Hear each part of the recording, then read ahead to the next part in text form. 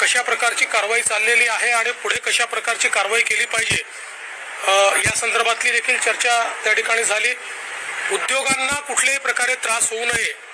या दृष्टीनं आपल्याला काय करता येईल या संदर्भातली चर्चा झाली आणि त्यासोबत आपली जी फॉरेन्सिक कॅपॅबिलिटी आहे ती आपल्याला कशी वाढवता येईल या संदर्भातलं देखील एक सादरीकरण हे करण्यात आलेलं आहे। एकूणच या सगळ्या परिषदेमध्ये मी हे सांगितलेलं आहे की ड्रग्सच्या संदर्भात झिरो टॉलरन्स पॉलिसी असणार आहे आणि कुठलाही पोलीस तो कुठल्याही रँकचा असो हा जर ड्रग्सच्या प्रकरणाशी थेट संबंधित सापडला तर त्याला सस्पेंड न करता थेट बडतर्फ करण्यात येईल अशा प्रकारची पॉलिसी घेण्याचा निर्णय आम्ही त्या ठिकाणी घेतलेला आहे।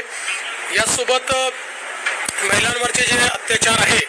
तर त्या संदर्भात वेळेत चार्जशीट दाखल होणं आणि कमीत कमी काळात चार्जशीट दाखल होणं या संदर्भात एक डायनामिक प्लॅटफॉर्मच्या माध्यमातून त्याचं ट्रॅकिंग आम्ही करतो आहोत आणि यासोबत विशेषतः नवीन कायद्याने लोकांची जी काही जप्त झालेली संपत्ती असते एखाद्या क्राईममध्ये सापडलेली संपत्ती असते ही संपत्ती परत करता येईल अशा प्रकारचे आता तरतुदी तयार केल्या आहेत। तर त्या तरतुदीच्या अनुरूप देखील काम करून पुढच्या 6 महिन्यामध्ये पोलीस स्टेशन रिकामे झाले पाहिजेत म्हणजे जो मुद्देमाल आहे तो मुद्देमाल लोकांना परत गेला पाहिजे याही दृष्टीने आदेश दिलेले आहेत।